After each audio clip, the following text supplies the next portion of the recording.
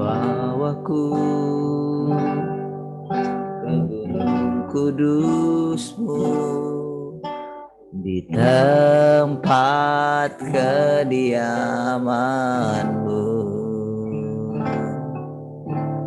Biar kemuliaan melingkupi hidupku, dan jiwaku kan dipuaskan. Hanya dekat-Mu, itu yang ku perlu. Kau sumber penghiburanku, dan Kau yang ubahkan air mataku jadi lembah yang bermata air. Sebab itu ku memuji-Mu, Engkau Allahku.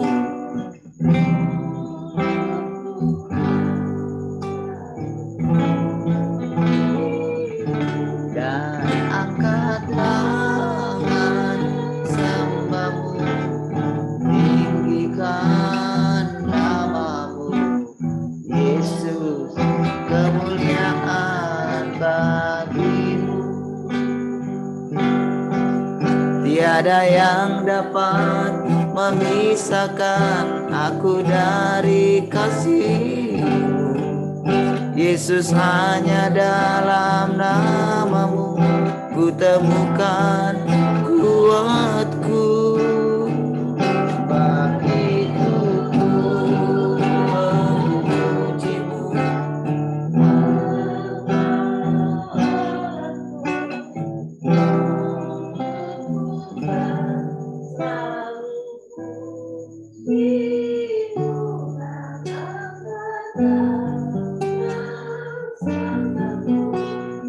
tinggikan nama-Mu, Yesus, kemuliaan bagi-Mu. Yesus, kemuliaan bagi-Mu. Yesus, kemuliaan bagi-Mu.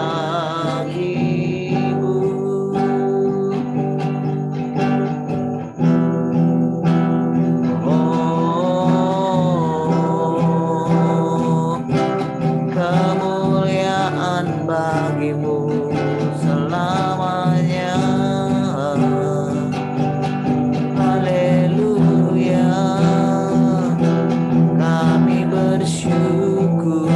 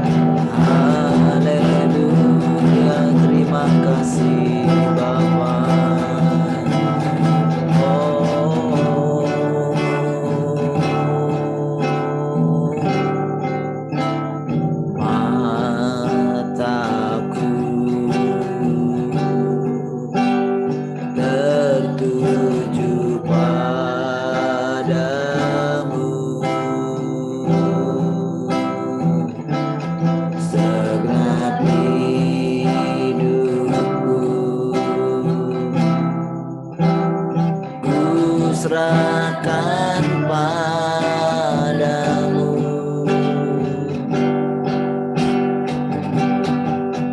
Bimbing aku masuk rencanamu,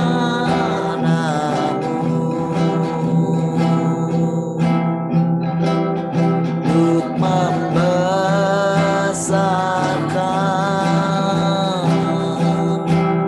kerajaan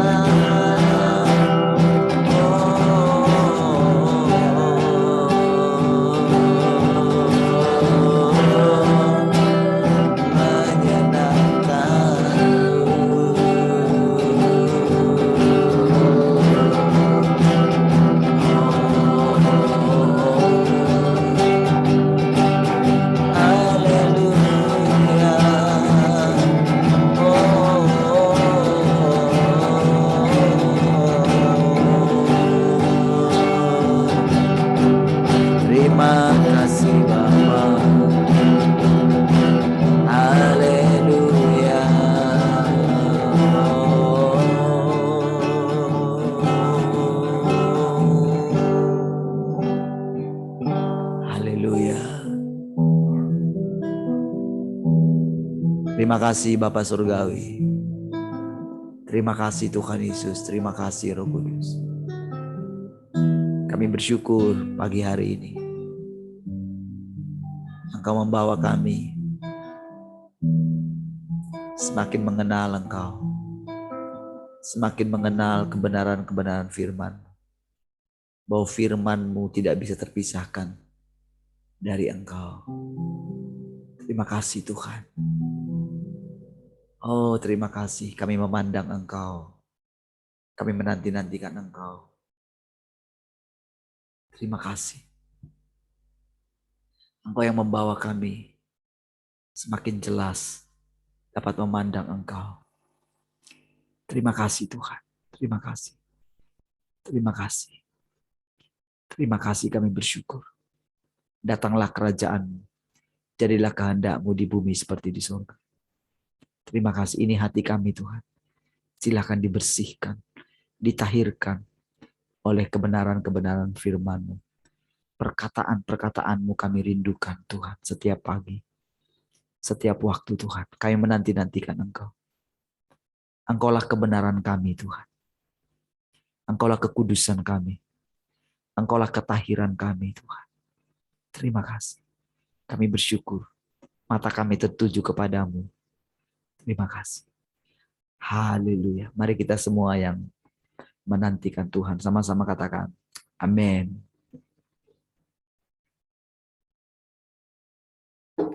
Baik, puji Tuhan. Shalom semua.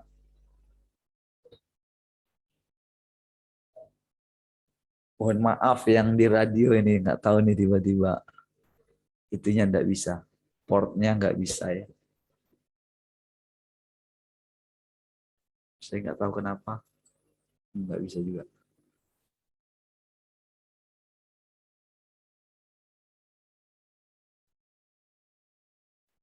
Nggak tahu di mana masalahnya. Baik, puji Tuhan ya. Jadi tolong buat di itu sudah ya, sudah ya. Baik, oke ya. Yang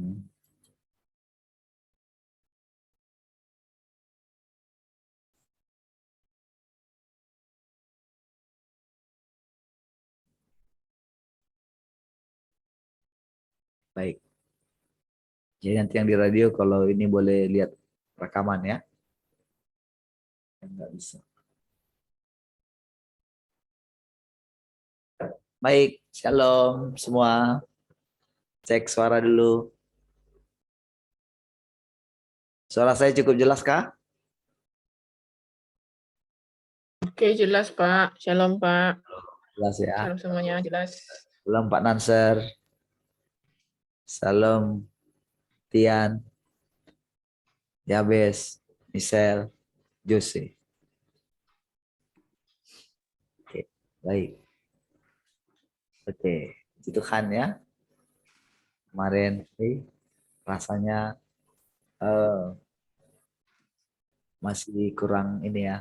Rasanya gimana ya ketika firman-Nya, perkataan-perkataan itu merepresentasikan Tuhan itu sendiri. Bahkan jadi dengan ini saudara kita mengetahui ya makna kedatangan Tuhan yang kedua kali. Ya. Jadi inkarnasi yang pertama itu, jadi kalau kita lihat sekarang prosedur bahwa jadi ternyata firman itu, jadi ketika dikatakan firman itu menjadi manusia. Nah, selama ini kan pikiran kita kan selalu ke arah wujud pribadi kan gitu. Maksudnya nggak salah juga begitu karena memang itu pekerjaannya, karena esensinya juga roh, sama seperti kita punya pribadi gitu. Ya. Nah,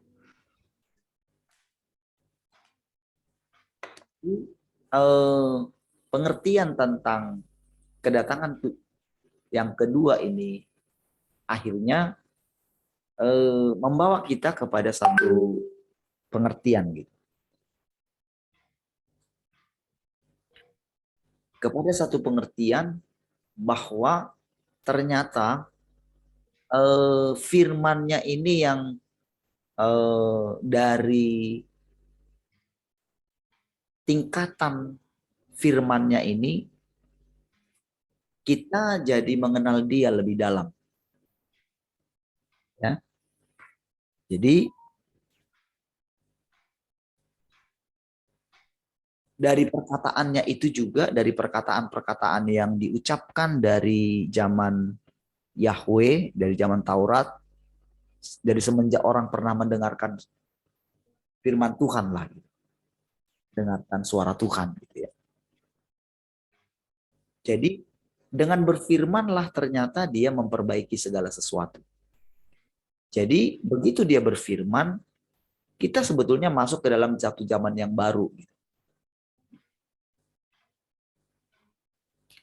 Makanya ketika Tuhan Yesus atau dimulai dengan Yohanes Pembaptis gitu ya, bertobatlah sebab kerajaan Allah sudah dekat.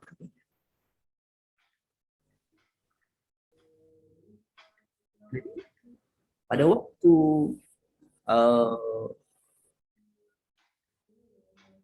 Yohanes Pembaptis gitu, mulai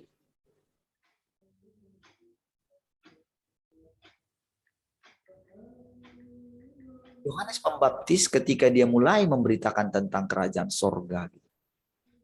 Kan perkataan dia itu, saudara, itu seperti sangkakala gitu. Seperti sangkakala yang ditiupkan gitu, yang membuat orang itu terjaga, terbangun dari tidurnya. Jadi saudara, sekarang boleh kita pahami, sangkakalanya dia itu adalah firman Tuhan yang menyentakkan, gitu. Ya, yang menyentakkan manusia. Secara khusus pada waktu itu adalah orang-orang Yahudi. Karena memang proyek pekerjaan Allah lagi di sana gitu. Ya. Nah, jadi saudara,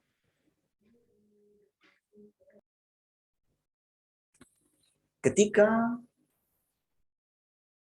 Tuhan Yesus mengatakan, kemarin saya ulang sedikit ya.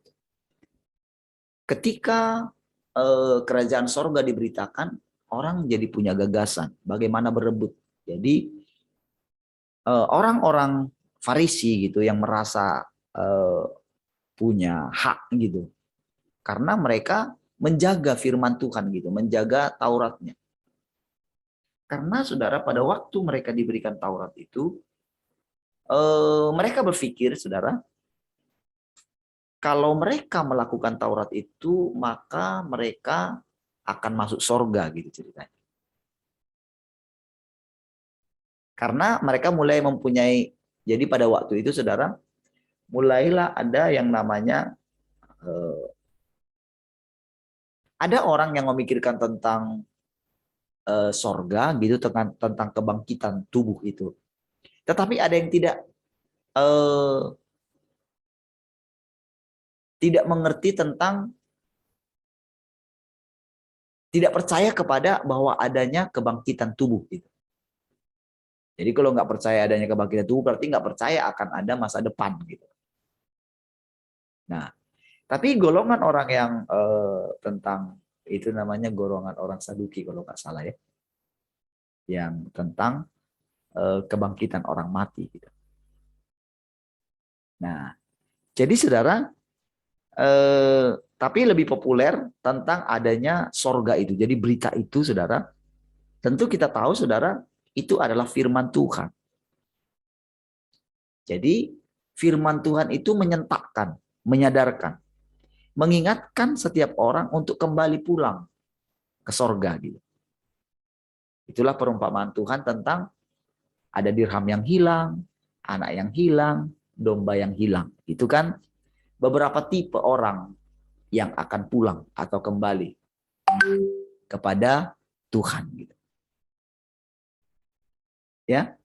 Nah, namun orang-orang Yahudi ini, itu mereka berpikir bahwa Tauratlah, harus melakukan Tauratlah, karena itu firman Tuhan. Jadi mereka ini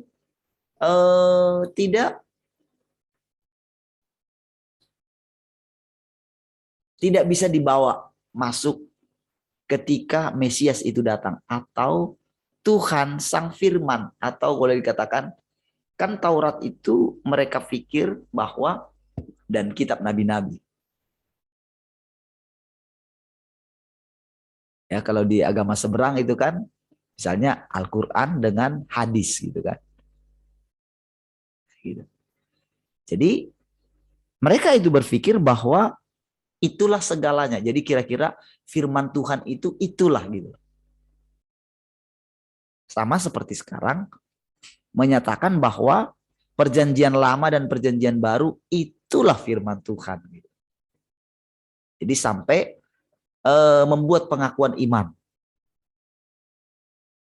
Jadi sering ini pengakuan iman ini itu diucapkan berkali-kali. Kalau di gereja kita dulu kan, di apa namanya ketika kita di gereja lama, kita pasti mengucapkan itu. Sekarang kalau di Betel juga sebetulnya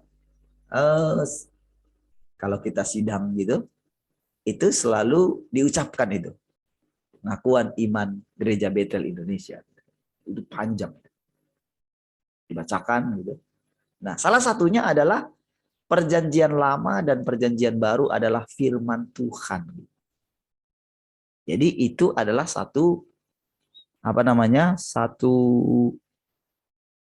statement yang dibuat bersama-sama.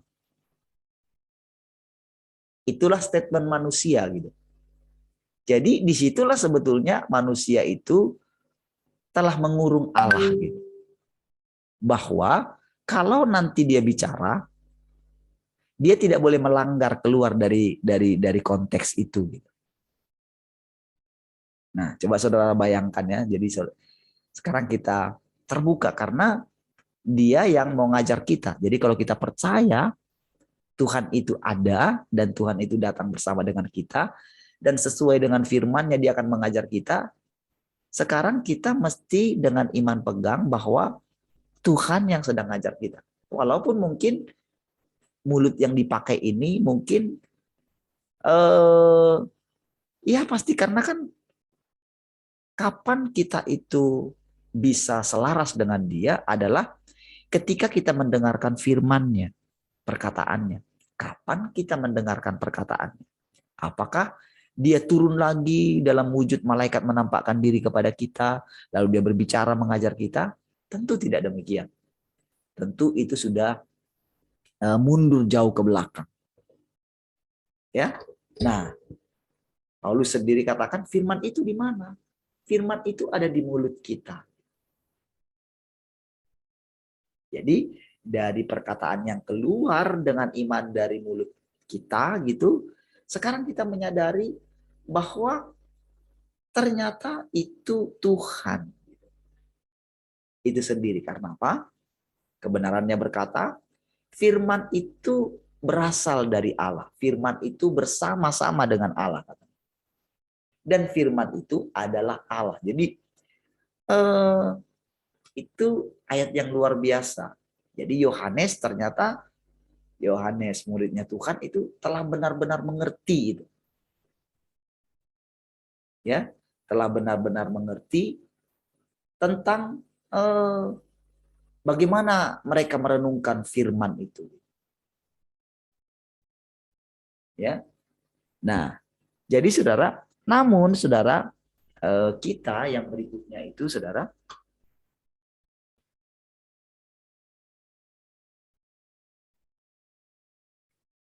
karena memang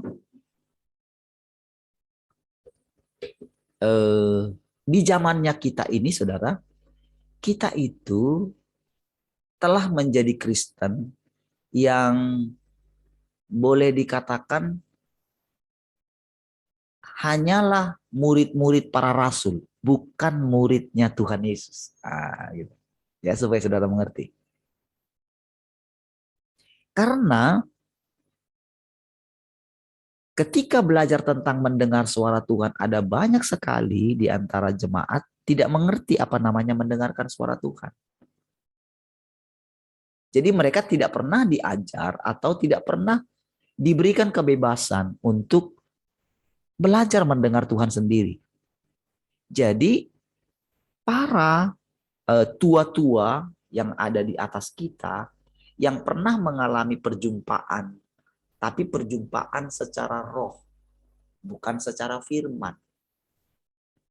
Jadi walaupun mereka memberitakan firman, tapi firman yang mereka beritakan itu bukanlah firman Tuhan sebagaimana firman Tuhan itu bicara hari itu. Jadi yang mereka beritakan adalah hikmat yang mereka peroleh ketika mereka merenungkan firman yang tertulis di dalam Alkitab. Nah, jadi saudara, selama ini pemberitaan itu saudara, mungkin adalah sekali-sekali mereka mendapatkan pengertian, tetapi karena mereka belum dikuasai oleh firman, belum dijenuhi oleh firman, belum ditahirkan oleh firman, belum dikuduskan oleh firman. Mereka hanya dikuduskan oleh iman. Oke? Mereka minta ampun, lalu mereka itu merasa dengan iman bahwa Tuhan sudah mengampuni mereka. Karena ada firman-firmannya bilang begitu. Jadi mereka selalu, orang-orang itu selalu menenangkan dirinya dengan ketika dia minta ampun. Nah, kalau dia nggak puas minta ampunnya, maka dia itu bernasar sama Tuhan. Bernasar, lakukan apa? Atau mempersembahkan persembahan gitu ya. Jadi mereka berpikir kalau mereka sudah mempersembahkan persembahan, berarti mereka mendukung pekerjaan Tuhan. Jadi mereka berpikir dengan melakukan itu, dosa mereka sudah diampuni. Padahal sebetulnya dosa mereka diampuni itu adalah karena percaya kepada pengampunan.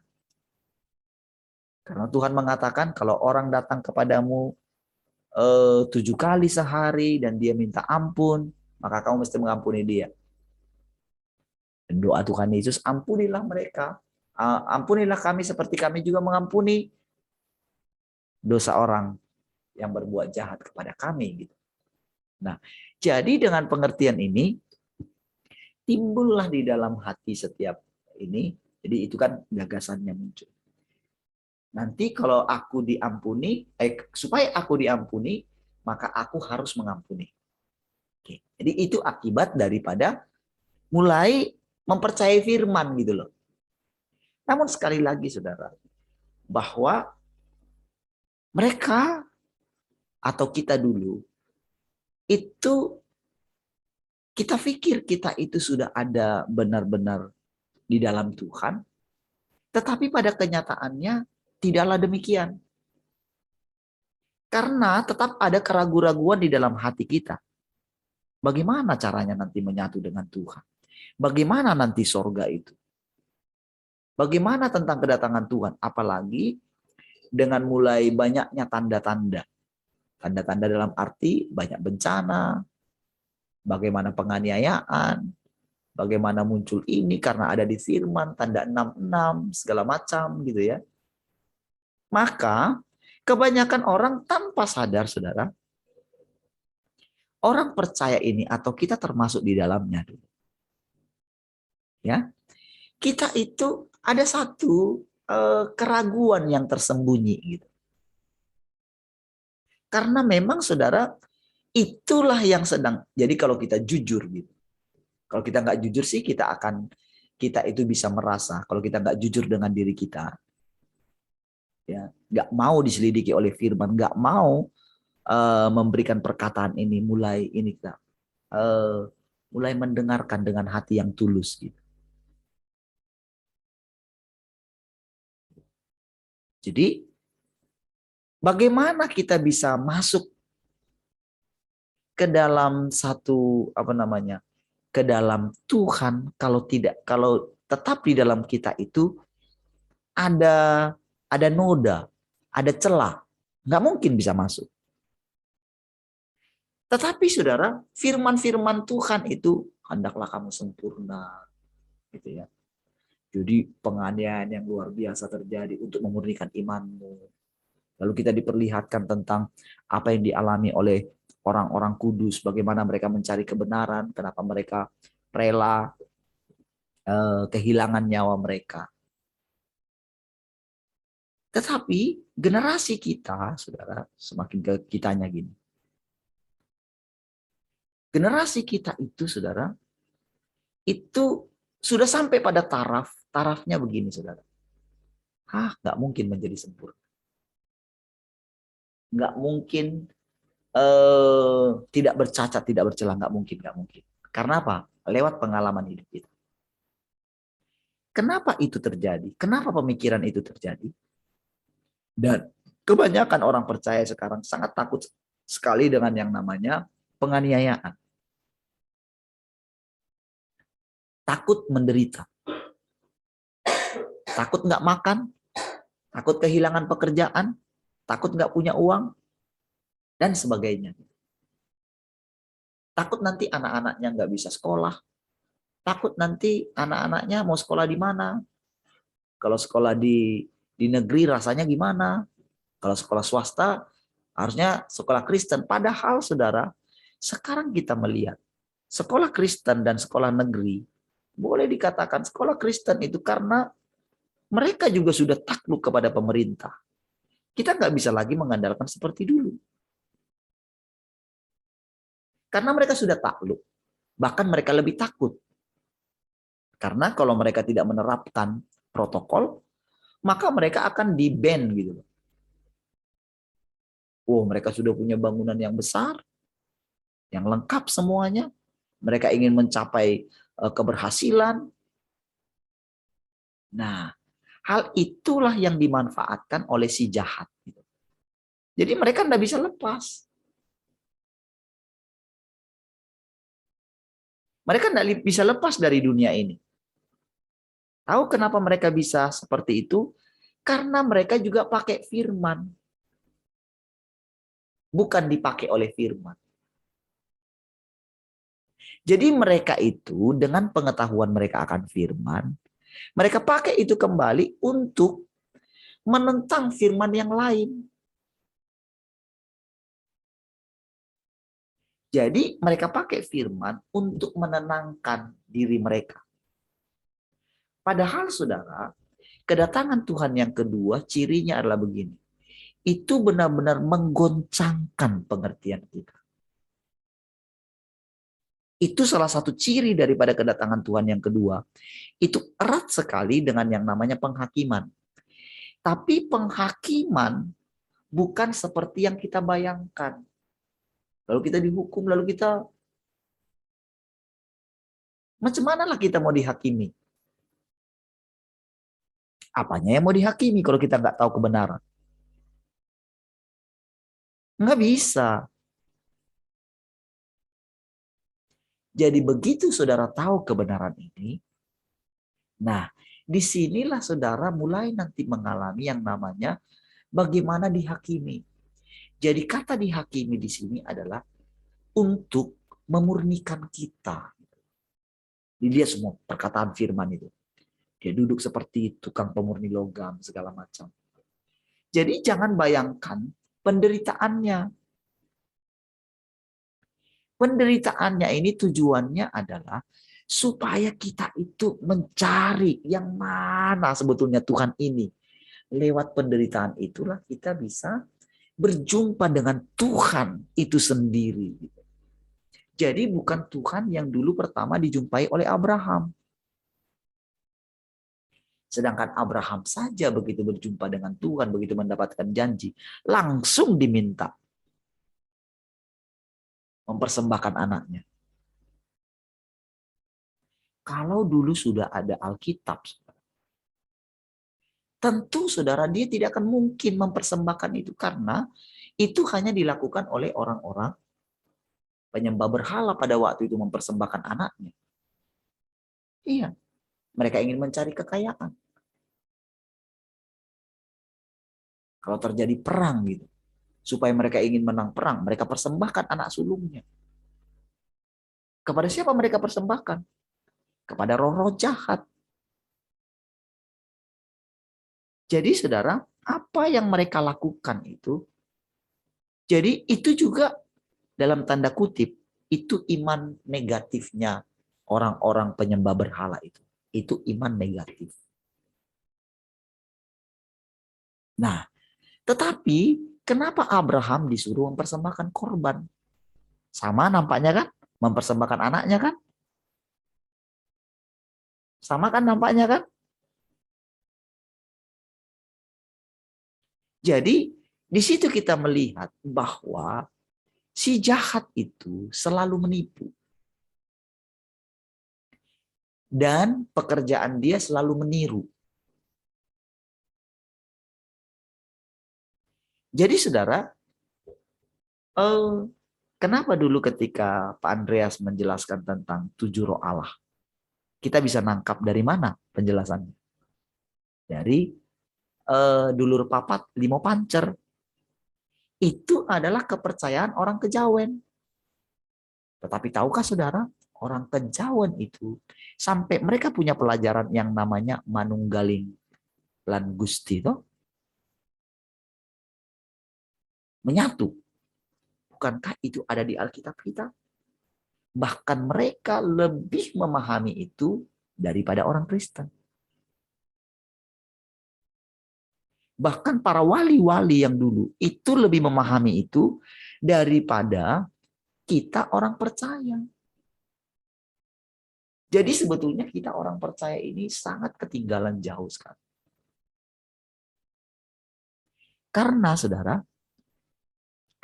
gagasan-gagasan para pendahulu kita, mereka yang belajar tentang Alkitab, mereka yang punya sekolah Alkitab, disitulah sebetulnya saudara terjadi banyak sekali penyimpangan. Justru ketika ada sekolah Alkitab. Tetapi kalau kita katakan ini secara umum, saudara, itu akan langsung siapa lu, sekolah lu mana gitu. Emang lu belajar nggak? Emang lu gini nggak? Karena mereka itu memang tekun belajarnya, saudara. Mereka tulus juga. Orang-orang ini tulus. Tetapi di balik ketulusan mereka, Tuhan menyebut mereka sebagai orang-orang bodoh. Lihat dalam perjalanan ke Emmaus itu. Tahu nggak 2 orang perjalanan ke Emmaus itu? Itu mereka itu baca Taurat, saudara. Tapi Tuhan bilang mereka, alangkah bodohnya kamu. Kenapa kamu tidak memahami isi Alkitab, tidak bisa memahami isi daripada kitab suci?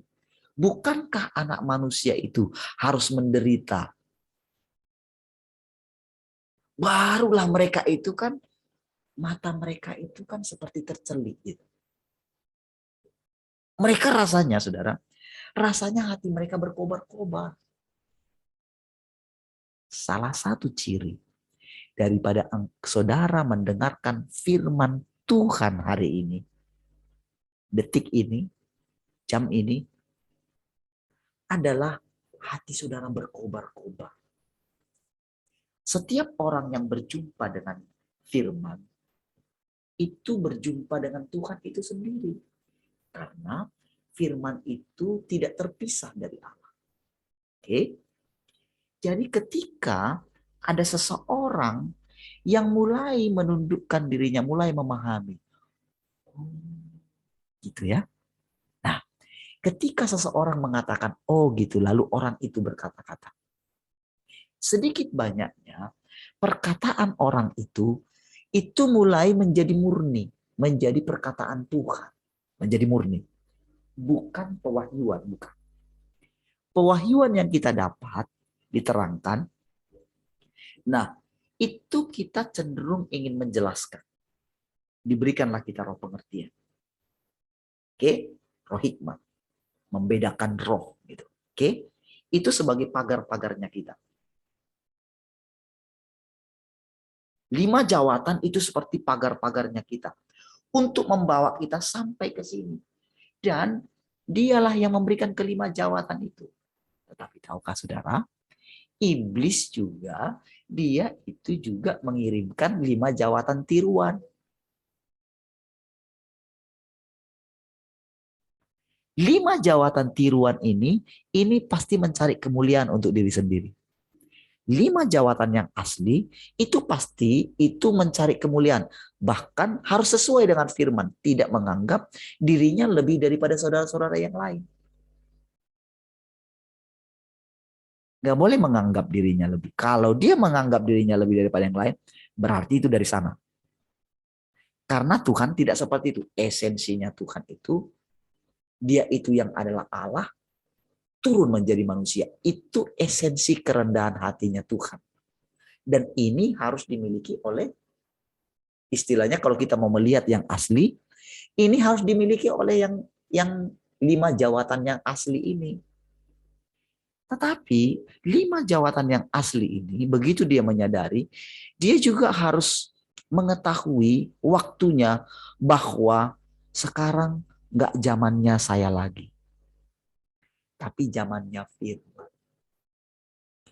Nah, kalau dia mulai menyadari, berarti si orang ini yang 5 jawatan ini, entah apapun dia, ya, dia ini mulai mengerti dan dia mulai harus masuk ke tempat perhentian. Walaupun dia masih hidup. Nah, bagaimana dengan orang-orang yang mati? Nah, di antara orang-orang yang mati itu, nah, dia juga sebetulnya itu masuk ke tempat perhentian. Tempat perhentiannya di mana? Itu ada di dalam Tuhan. Nah, Tuhan itu kan luas sekali. Kalau pemahaman kita itu sorga itu lokasi, itu kurang tepat. Itu lokasi itu adalah pikiran kita secara manusia. Kita masih ada di pikiran manusia. Tetapi saudara, pikiran roh itu sorga itu ya ada di mana-mana. Karena kan Allah itu kan memenuhi segala sesuatu. Ibaratnya kan sorga itu adalah Allah itu sendiri. Jadi bagaimana kita mengerti tingkatan-tingkatan daripada oh ini surga level 1, level 2, surga tingkat ketiga. Paulus menyebut itu surga level ketiga, itu adalah supaya orang percaya itu ngerti. Dan itu juga memang dia punya gambaran. Jadi dia bilang itu dunia orang mati mungkin di bawah, kita ini langit kedua, dan dia langit ketiga. Tetapi orang berikutnya, mereka menyebutnya ada surga ketujuh, segala macam. Nah, namun saudara, tak ada yang pernah menjelaskan ini. Tak ada yang pernah bisa. Kenapa? Karena mereka ini semua sudah menundukkan dirinya di bawah Paulus. Di bawah rasul-rasul. Karena kuatnya dominasi Paulus. Jadi dia ini ingin kayak sama sebetulnya. Jadi rohnya si Lucifer itu kuat gitu bekerja di dalam dia. Walaupun sebetulnya karena kuatnya dia akan firman, karena tulusnya hatinya ingin mencari kebenaran gitu. Jadi itu kayak terkalahkan. Namun hampir karena ambisinya itu. Jadi ambisinya ini saudara, itu seperti benar-benar saudara itu menjadi musuhnya Tuhan. Tapi tidak diketahui oleh Paulus. Jadi saudara bercampur antara pengenalan dia akan Allah, bercampur juga dia nggak mengerti dia itu sedang tanpa sadar juga sering ditunggangi akhirnya. Nah, saudara tentu tak pernah mendengarkan hal ini kan? Nggak pernah mendengarkan hal ini. Dan saya juga nggak pernah membaca ini. Lalu kenapa saya bisa menjelaskan? Nah, itu kan jadi ini kan, apakah saya membual? Apakah saya menghayal? Apakah pernah saya pikirkan ini sebetulnya? Lalu begini, kenapa juga Kenapa juga Tuhan itu kan ceritanya kan saya sudah sering berjaga-jaga dalam setiap perkataan. Dan saya juga temukan dalam diri saya itu gagal. Ada juga yang gagal. Tetapi tahukah saudara, dengan diam-diam firman yang di sini itu, dengan diam-diam, dengan dia mengeluarkan ini dari mulut saya, itu jadi ketika dia ini keluar dari mulut kita, saudara, itu secara tanpa sadar itu membersihkan kita. Kapan kita sadarnya kita membersihkannya? Ketika kembali saya nanti duduk menantikan Tuhan. Oke, saya rendahkan hati saya. Karena begini saudara, saya sudah keluar dari satu pemahaman, ya karena memang tidak ada orang yang benar. Tetapi kalau tidak ada orang yang berani menerima seperti orang bodoh, yaitu Maria. Coba saudara lihat, Maria bilang apa? Sesungguhnya, bagaimana itu terjadi? Aku belum menikah. Bagaimana aku bisa hamil? Engkau akan dinaungi oleh Roh Kudus. Maria nggak pernah tahu tentang ini, saudara. Nggak pernah mendengarkan ini. Tetapi, saudara, sebelum Maria ini, saudara, bisa mengucapkan itu, dia sudah punya pengalaman dalam hidupnya yang tanpa sadar membuat dia ini seorang yang tulus hati. Itu juga adalah pekerjaan Tuhan. Disitulah saudara, sejak dari kandungan, kita itu sudah dipersiapkan. Itulah pekerjaan yang tidak diketahui oleh kita, kecuali kita itu sekarang masuk kepada dia. Barulah tanpa sadar saudara, ketika kita menyatu dengan dia, kita menyatu dengan firman-Nya. Disitulah firman itu yang ada dalam diri Allah itu keluar. Jadi bukan begini saudara. Misalnya Tuhan mengucapkan, jadi dari sorga dia mengucapkan sesuatu. Seperti yang dipercayai oleh para nabi-nabi. Coba lihat kan bertentangan semua kan. Si hamba Tuhan A bilang ini. Si hamba Tuhan B bilang ini. Masa Tuhan mengucapkan kalimat dari sorga langsung berbeda-beda semua? Kan semua orang mempercayai. Oh Tuhan A bilang begini. Tuhannya orang Protestan bilang begini. Tuhannya orang Pentakosta bilang begini. Tuhannya orang karismatik bilang begini. Tuhannya orang RTM bilang begini. Lalu kita, Tuhannya Lord Revive Us bilang begini. Apakah begitu? Apakah Allah berbeda-beda? Itulah yang membuat saudara terjadi perpecahan yang sangat luar biasa. Termasuk agama-agama demikian. Nah, jadi sekarang kita sudah sampai pada tahap menerima firman yang seperti ini.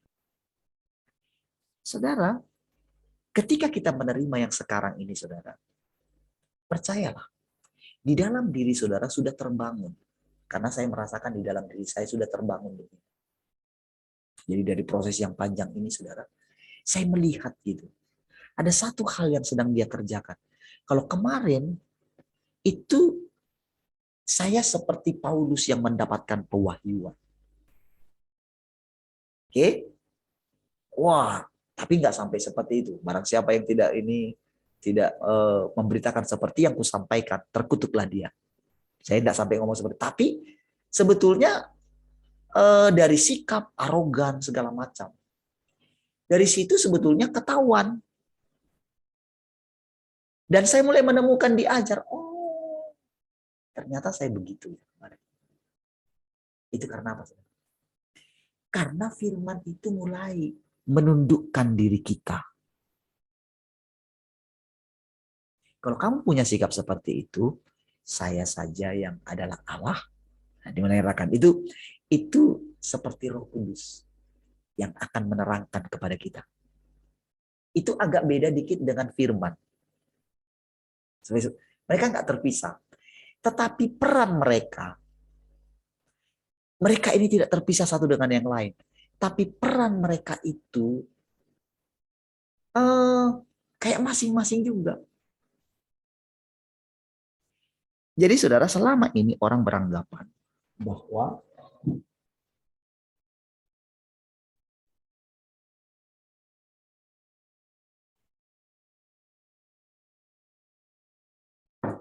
orang yang kepenuhan roh,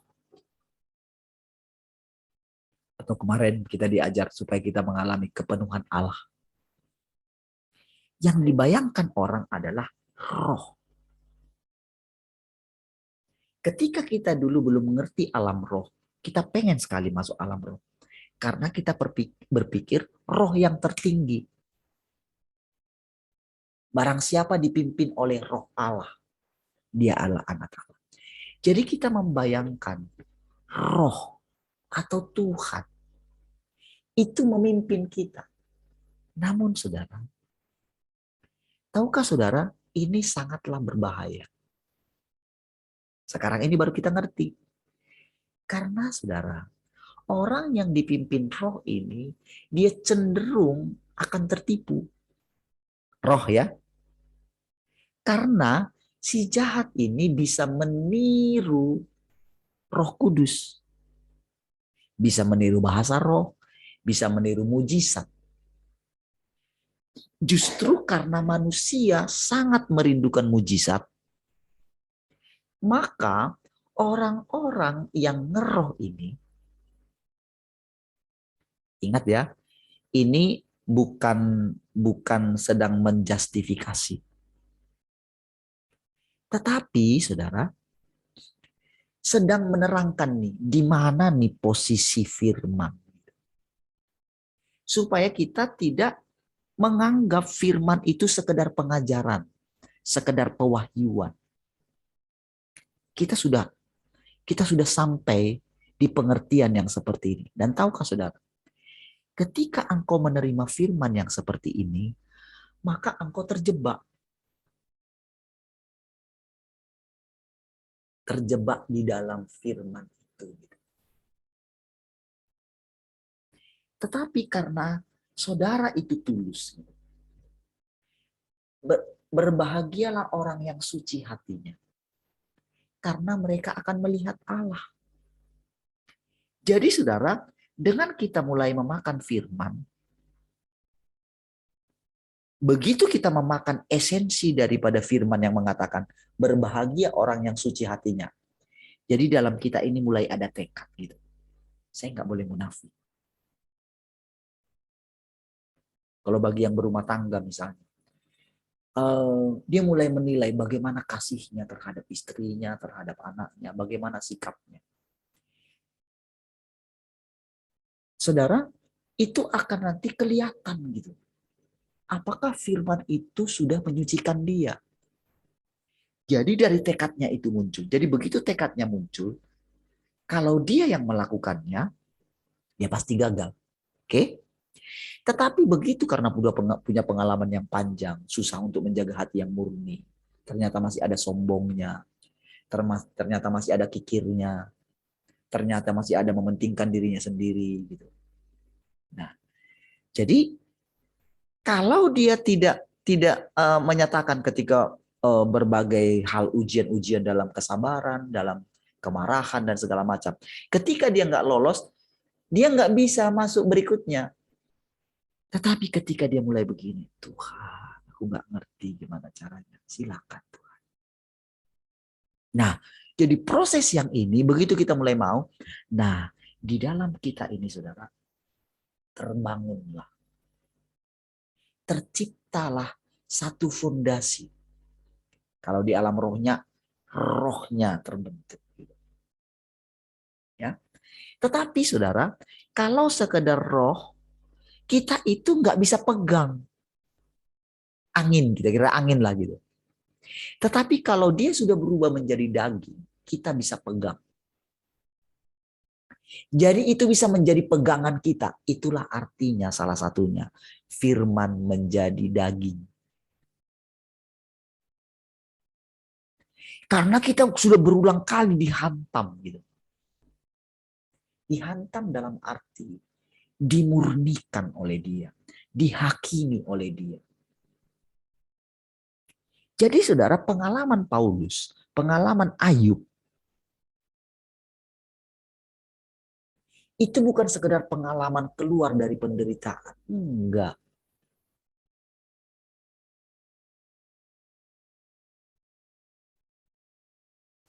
Saudara, kalau dia itu tidak sembuh daripada kehilangan anak dan istrinya, bayangkan saudara, anak-anaknya mati semua loh, dihantam habis. Anak loh, sebandal-bandalnya anak kita sudah. Bisakah kita sembuh? Dengan apa kita sembuh? Dengan apa Ayub itu bisa sembuh? Kehilangan anak dan istri. Saudara, orang yang kehilangan orang yang dikasihinya.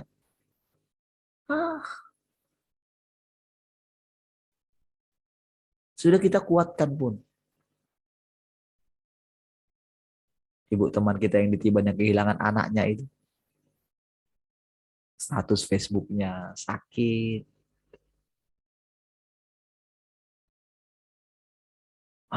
Cukup panjang dan dia harus pergi. Kata-katanya selalu begini. Belum rela kehilangan anaknya. Padahal selama hidup dulu mungkin membosankan. Jadi beban gitu. Tapi begitu hilang. Perkataan yang mengatakan dia sudah bersama dengan Tuhan pun mana bisa menghibur. Kenapa? Karena surga itu anta beranta. Walaupun dibilang pasti enggak, ponakan saya yang di Medan. Mereka sudah melihat katanya ada yang penglihatan katanya rohnya sudah dibawa oleh malaikat. Tapi tetap juga dia itu selalu statusnya itu kekuburan. Karena apa? Sulit kehilangan. Tapi bagaimana dengan Ayub? Kok bisa sembuh? Question mark nggak saudara? Berapa anaknya? Bagaimana tulusnya hatinya terhadap anaknya? Ketika anak-anaknya pesta, wajar dong. Wajar dong dia ketika dia punya kekayaan, dia anaknya itu bisa menikmati. Toh Bapak di sorga juga tentang anak bungsu dan anak sulung itu. Justru kan anak sulung itu disalahkan. Kok anak yang bungsu ini, kok adik ini sudah memboroskan harta ayah. Saya pesta dengan teman-teman saya aja nggak pernah. Karena mikirin, wah nanti kalau saya pesta habis uang bapak. Habis ternak bapak nanti. Lalu bapaknya bilang apa? Lah, pernah nggak aku larang kamu pesta?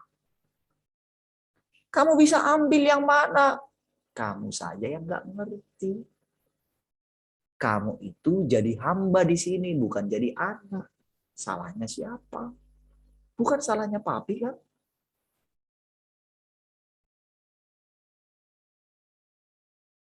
Ketika datang adiknya dibuat pesta. Tapi itu kan menceritakan tentang kita dengan Allah.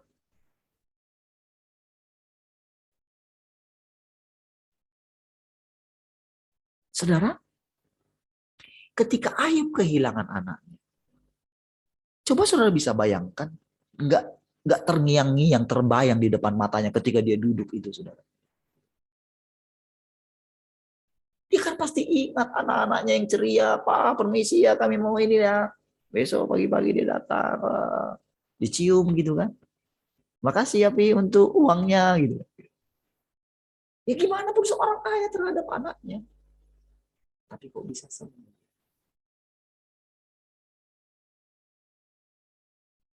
Dan dia mendapatkan anak-anak yang dikatakan anak-anak yang cantik.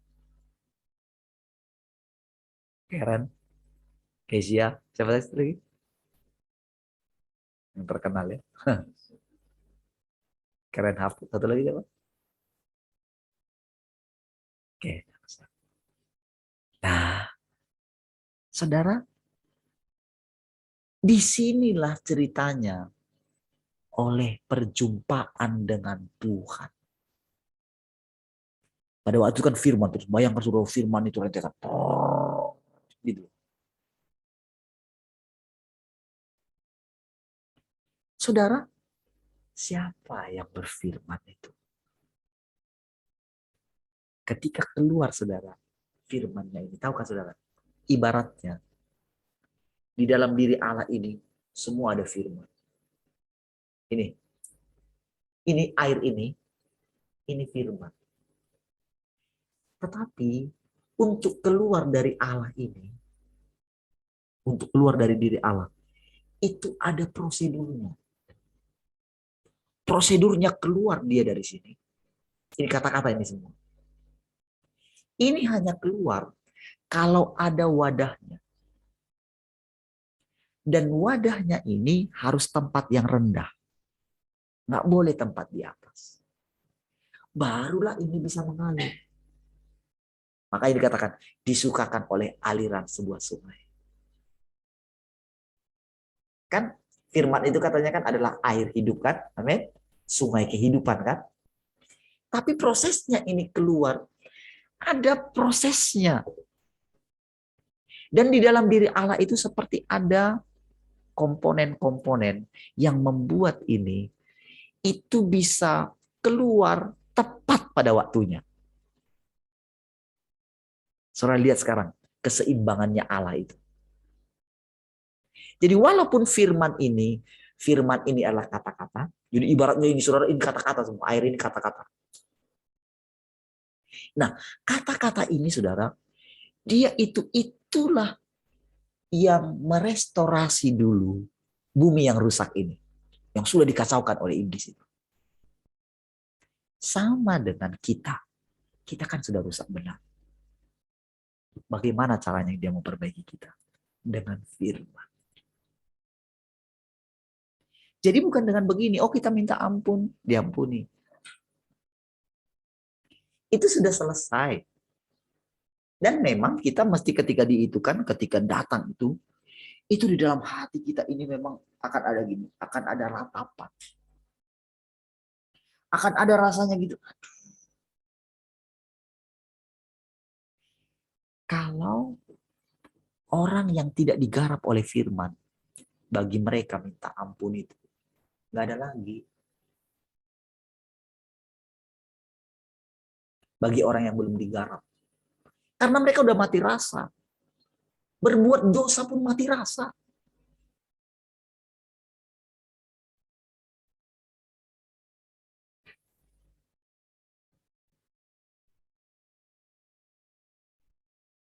Berbohong udah mati rasa, nggak masalah.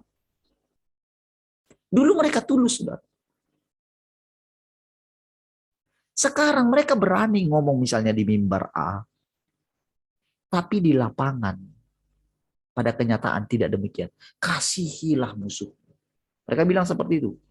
Oh, mereka menyimpan musuh banyak di dalam. Mereka bisa hahihi dengan orang, wah luar biasa bisa peluk-pelukan kayak gini. Tapi orang itu tidak mengampuni satu dengan yang lain. Tapi dia merasa sudah mengampuni. Itulah orang yang mati rasa. Itulah orang yang tidak digarap oleh firman Tuhan. Kalau dia digarap oleh firman Tuhan, hatinya ini menjadi tulus. Apa adanya. Dan ketika dia menyadari dirinya ini, saudara, ketika dia menyadari dirinya munafik, dia akan segera datang kepada Tuhan. Kenapa ya Tuhan kok masih ada kemunafikan ini? Itulah orang yang digarap. Dan dia melihat tangan Tuhan mengerjakannya. Jadi saudara, disinilah orang-orang ini menjadi orang yang berjaga-jaga. Setiap hari. Sikap saudara ketika mendengarkan perkataan-perkataan ini menjadi berbeda nantinya. Saudara tidak menyembunyikan diri lagi. Makanya ketika saya katakan, ayo teman yang ini di radio, ayo munculin dirinya. Itu sama seperti Tuhan memanggil Adam. Adam, di manakah kamu? Kalau Adam yang dulu masih berani keluar, saudara. Adam yang sekarang masih sembunyi. Sembunyi karena apa? Jangan-jangan nanti saya dihantam Pak Parlin. Habislah saya. Oh, jangan-jangan nanti Pak Parlin terawang saya. Apakah Tuhan demikian? Orang yang ngeroh iya. Saya mengucap syukur. Tidak bisa menerawang orang. Dan Roh Kudus tidak pernah ngasih tahu dosa orang terhadap saya.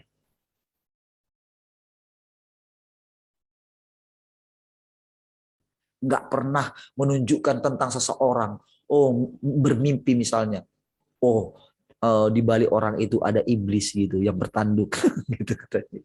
Saya nggak punya seperti itu. Saya nggak bisa melihat tanduk iblis di dalam saudara.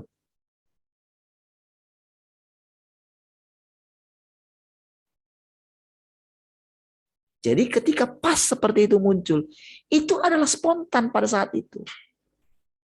Saudara, kalau saya mau jujur bilang ketika pertama-tama, wah, rasanya saudara iblis semua yang muncul, saudara.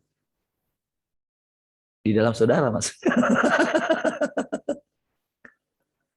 Tapi belakangan baru ngerti, saudara. Oh, esensi Tuhan bukan marah-marah. Kalau Tuhan pun menghakimi, esensinya bukan menghukum. Bahkan di dalam kutukannya ada tersimpan esensi. Jadi di dalam perkataan kutukan sekalipun, di dalam itu ada tersembunyi kasih Allah yang mendalam. Supaya orang itu balik sama Tuhan. Ya. Seperti itulah dia. Apakah saudara sudah mulai mengerti maksudnya Tuhan?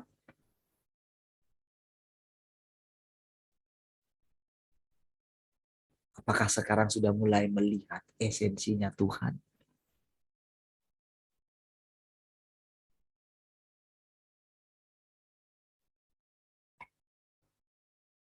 Saudara, kemarin saudara saya hari ya, kemarin hari apa? Sekarang hari apa sih? Sekarang hari apa? Jumat sekarang kah? Saya pikir hari Kamis loh. Jumat ya? Oke, baiklah. Hari Rabu kemarin tuh jadi ada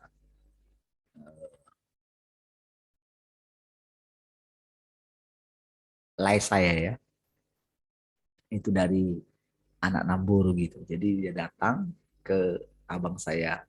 Kebetulan abang saya nggak di rumah. Jadi eh, kakaknya meninggal. Istrinya abangnya. Nah, lai saya ini mirip dengan kami.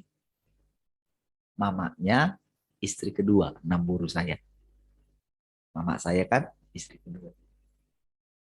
Jadi dari yang pertama ini memang saya nggak pernah kenal. Lagian juga umurnya sudah itu saya yang meninggal ini itu kan berarti kan kakaknya dia ya, kakak istilahnya kakak ipar lah gitu. Nah dia pun dengan yang yang di atasnya itu mungkin sudah nggak pernah, karena kan berarti kan umurnya 84 udah jauh juga dengan dia. Umur saya ini paling umurnya di kisaran 55 lah gitu. Dengan 84 kan jauh juga ya. Nah jadi saudara ketika datang itu saya di telepon itu eh, sudah agak sore Rabunya itu memberitahukan gitu. Kalau nanti malam, jadi setengah 6 dikasih tahu. Jadi nanti malam itu ada itu kayak rapatnya lah untuk bagaimana pestanya besok. pesta itunya. Karena kan kalau sudah umur segitu itu bukan meninggal lagi ceritanya, udah pesta ceritanya karena udah umur 84 gitu. Itu namanya itu sahur matua atau apa lagi. Tapi yang mau saya ceritakan itu saya tidak ngeh gitu bahwa ternyata Lai saya ini ternyata punya abang dari yang pertama gitu kan, dari yang eh, mama pertama lah, dia kan mama kedua gitu. Saya pun nggak ngeh gitu selama ini, jadi pernah pun diceritakan karena juga eh ya karena mungkin usianya, jadi ponakan-ponakan saya kan dari itu berarti kan lebih tua dari saya gitu. Jadi saudara, praktislah saya itu salah asumsi. Saya bilang nggak pernah ketemu, padahal sebelumnya itu pernah ketemu di rumahnya. Jadi saya pikir, aduh gimana? Tapi kenapa orang ini bilang eh, seperti ditimpakan istilahnya ini ke saya untuk istilahnya jadi tulangnya lah. Padahal ada dari mereka. Nah, tapi saudara yang saya lihat, saya perhatikan gitu ya. Tapi entah kenapa saya nggak nolak gitu. Karena saya lihat lai saya ini. Jadi kalau lai saya ini ya istilahnya lebih kandung saya dengan lai saya ini daripada istrinya. Walaupun istrinya itu itok saya. Kalau dia ada Batak begitu ya. Istrinya ini kan bukan benar-benar itok saya. Tapi karena eh, bapak saya itu tulangnya, yaitu dianggap itu kayak itok saya lah istrinya dia. Tapi sebetulnya saya yang kandung itu dengan lai saya ini. Gitu ya. Nah, Batak itu kayak gitu. Agak ribet sedikit ya. Nah, tapi saudara entah kenapa karena memang dulu saya sempat mengenal Namburu ini. Mamanya dia. Kalau datang ke rumah itu, wah rasanya dia akan bersihkan semua rumah gitu ya. Oh, dia sapu semua gitu. Rasanya kami udah gimana gitu. Tapi dia sangat mengasihi kami. Ya, si Namburu. Jadi kami sangat dekat waktu di ini dengan sila ini juga dekat. Jadi saya nggak melihat lagi yang nggak pernah memperhatikan kami gitu, nggak pernah menerima kami. Dia pun nggak pernah diterima di sana gitu. Lalu saudara, saya ikut gitu ya, saya datang di sana. Cuman waktu itu saudara, gimana ya? Saya abang kami, saudara abang saya yang itu nggak pernah sulit kali diajak gitu. Jadi malas rasanya ngajak gitu. Karena selalu ada alasan gitu. Jadi kemarin adik saya Pak Yabes itu nggak bisa ikut. Malamnya ikut gitu, tapi besoknya itu harus kerja gitu. Saudara saya gini, aduh ini saya nggak akan ngerti kalau saya sendiri. Itu harus antar anak. Ada alasan saya harusnya. Anak kan sekolah itu pas waktunya gitu. Jauh lagi kan. Wah udahlah. Karena memang paling ribet ngikutin adat-adat ini. Gitu. Aduh capek kali. Tapi kali itu entah kenapa saya sampai mohon sama Tuhan. Ini Tuhan, aduh kalau rasanya dalam hati nggak usah pergi lagi. Tapi entah kenapa saudara di hati saya, mau gimana harus pergi. Jadi saya coba telepon, ini gimana caranya. Dari situ saudara muncul hal-hal yang negatif gitu. Tentang ini yang meninggal ini, keturunannya gitu. Dari ketika saya telepon gitu. Jadi rasanya di situ saudara, ini saya nanti kalau disuruh bicarain, saya mau ngomong ini nanti. Karena ceritanya, itu saya yang meninggal ini di Batam, saya ini kan pendeta ceritanya. Orang lain aja saya layani gitu. Saya nggak peduli masalah tulang apa gitu, saya kan nggak pernah peduli. Gitu. Ponakan saya yang dari itu saya yang di sini pun nggak pernah ke rumah juga. Saya terus ke rumah mereka nggak masalah. Saya nggak masalah. Gitu. Dan nggak ada ini pun sedikit. Ini kenapa ya? 30 tahun saya di Batam, kenapa ya nggak pernah dibawa ketemu dengan itu saya ini gitu. Kalau di orang Batak itu saudara, jadi walaupun dia itu boru yang lain gitu ya, tapi itu karena memang ini itu dianggap benar-benar kayak boru saya lah, kayak boru purba lah gitu. Misalnya dia boru rapat gitu, ini kayak dianggap kayak boru purba. Dan biasanya orang yang ini kayak begitu menganggap saya itoknya secara demikian, itu lebih itok daripada itok asli gitu. Jadi seperti itu. Jadi eh, bapak mertua saya ya, itu dengan mama saya. Jadi mama saya ini harusnya itu jadi mertua saya itu itoknya dia.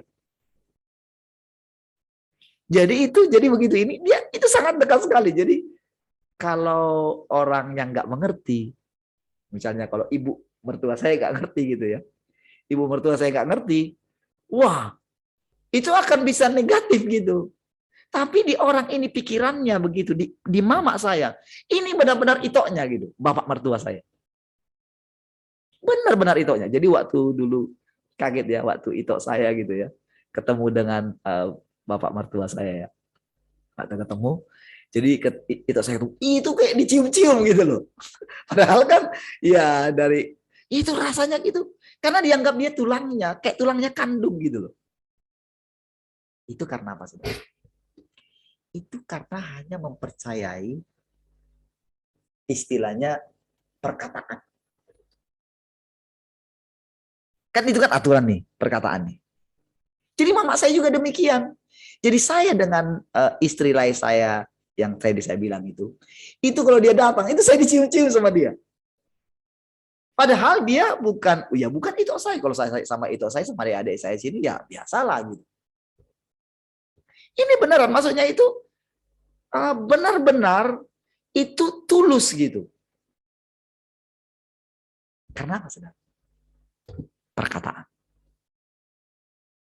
Perkataan yang dipegang turun-temurun.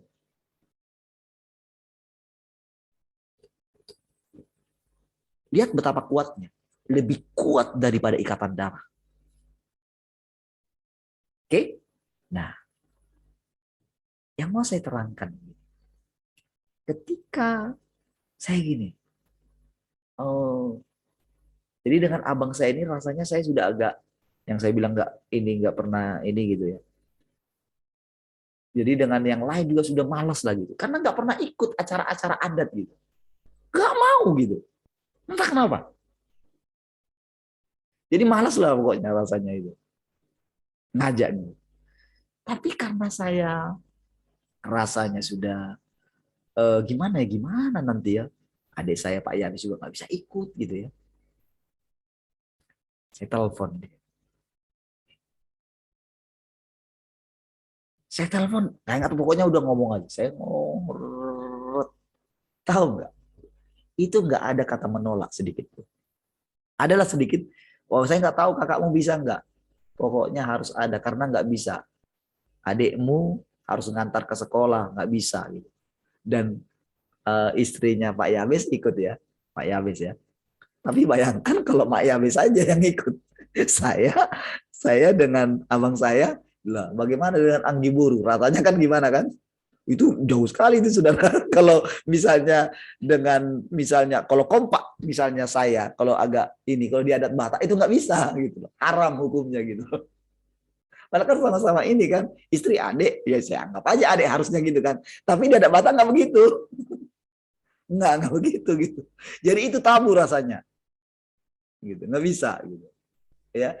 Tetapi kalau istri saya dengan adik saya Pak Yabes itu bisa dekat.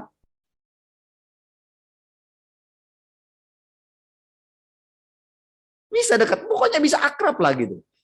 Tapi kalau saya dengan istri adik saya, nggak bisa. Nah, itu sekali lagi ingat kata-kata. Ya. Nah, peraturan yang dibuat. Tapi itu sudah jadi lebih kuat. Nah, ketika saya bilang itu, wow, akhirnya abang saya ikut gitu kan, pergi ke sana gitu ikut. Dan pas waktu itu hujan lebat, wah, saya bilang hebat kali kata. Mereka punya mobil gitu kan, amanlah kami. Dan lewatlah satu hari itu. Tapi saudara, setelah itu saudara, ketika saya merenungkan, ketika sikap saya salah di situ gitu ya, tahu nggak? Saya terpikir terus gitu. Kenapa ya Tuhan? Kenapa saya sampai bersikap salah yang kemarin? Kenapa begini? Di situ tahu nggak saudara? Rasanya dalam hati saya begini. Gejolak yang sulit sekali rasanya untuk menenangkan diri saya. Rasanya perasaan bersalah. Saya lihat mereka itu, padahal saya sudah pernah jumpa mereka. Saya bilang kemarin di waktu yang pertemuan malamnya itu, saya seperti nggak mengenal mereka, padahal mereka sudah. Aduh. Saudara, disitulah saudara kita boleh merasakan bagaimana nyatanya Tuhan itu, saudara. Ternyata ada tingkatan-tingkatan daripada firman itu yang luar biasa. Mengerjakan kekacauan dalam hati kita. Memulihkan, meneduhkan seluruh badai yang ada. Ternyata ada di dalam jiwa kita. Disinilah saudara. Perkataan-perkataannya itu saudara. Disitulah menyembuhkan kita. Memulihkan kita. Dan itulah salah satunya yang dialami oleh Ayub. Perkataan-perkataan Tuhan yang menghujam. Coba lihat suruh berapa ayat itu saudara. Itu saudara Ayub nggak sempat.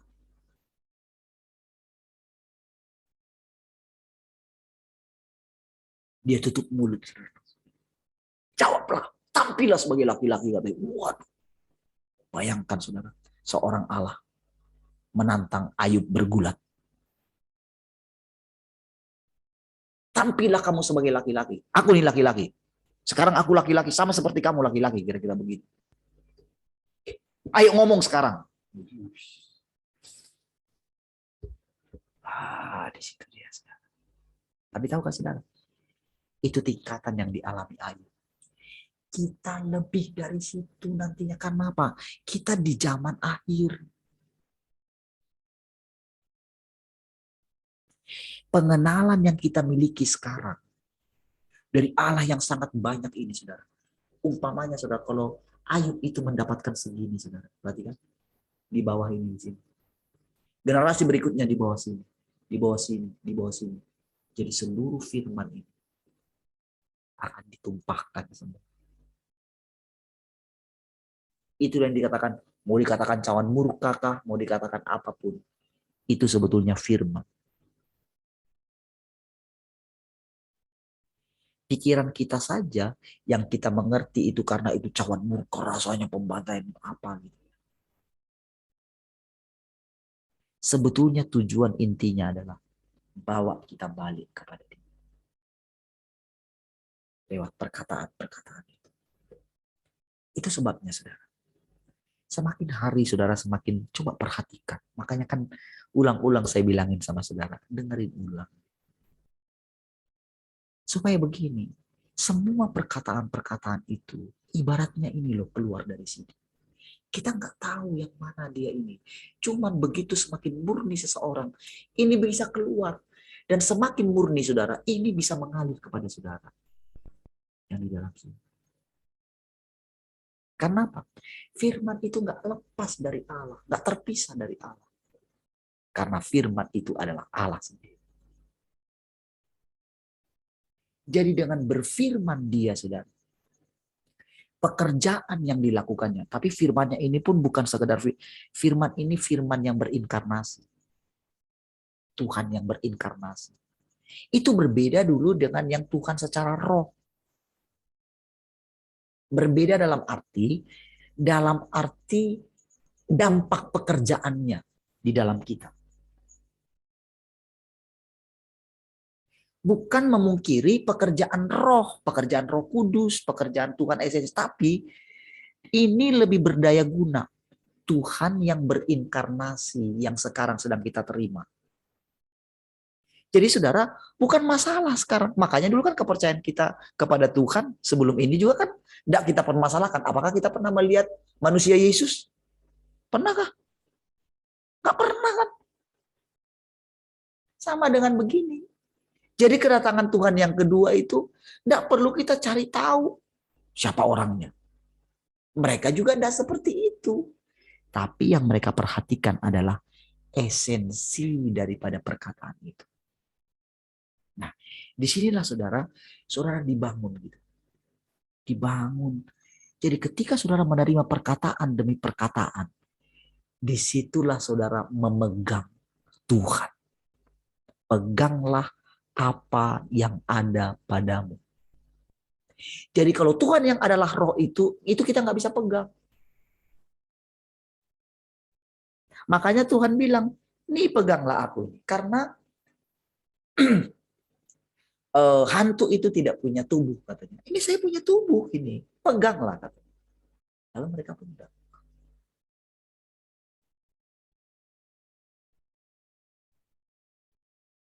Ya, 7 saudara. Oke. Berarti nanti malam nih masih lanjut ya. Karena ini Jumat ya. Baik, mari kita berdoa. Terima kasih Tuhan. Kami bersyukur pagi hari ini Kau sudah menolong kami. Engkau bawa kami semakin melekat dengan Engkau. Terpujilah Engkau Tuhan. Kekal selama-lamanya. Mari semua yang mengasihi Tuhan sama-sama katakan. Amin. Baik, puji Tuhan. Tuhan memberkati semua.